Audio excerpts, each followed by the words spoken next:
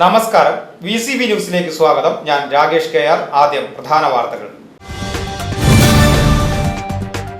തിരുപ്പിറവിയുടെ സന്ദേശവുമായി ലോകമെമ്പാടുമുള്ള വിശ്വാസികൾ ക്രിസ്തുമസ് ആഘോഷിച്ചു. മണ്ണിലും മനസ്സിലും വിശ്വാസത്തിന്റെ നക്ഷത്ര വെളിച്ചം തൂകിയാണ് ക്രൈസ്തവർ ക്രിസ്മസ് രാവിനെ വരവേറ്റത്.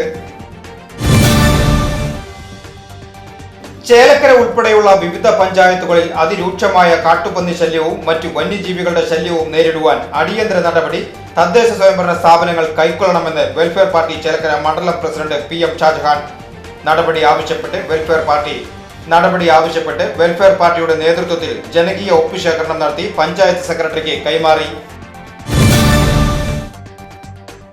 ലിംഗാധിഷ്ഠിത അതിക്രമങ്ങൾക്കെതിരെയുള്ള ദേശീയ ക്യാമ്പയിന്റെ ഭാഗമായി ദേശമംഗലം എരുമപ്പെട്ടി ഗ്രാമപഞ്ചായത്തുകളിൽ കുടുംബശ്രീയുടെ നേതൃത്വത്തിൽ ജെൻഡർ ക്യാമ്പയിനുകൾ സംഘടിപ്പിച്ചു.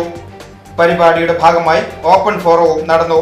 ലിംഗസമത്വത്തിന് ഐക്യദാർഢ്യം പ്രഖ്യാപിച്ച് സിഗ്നേച്ചർ ക്യാമ്പയിനും സംഘടിപ്പിച്ചു.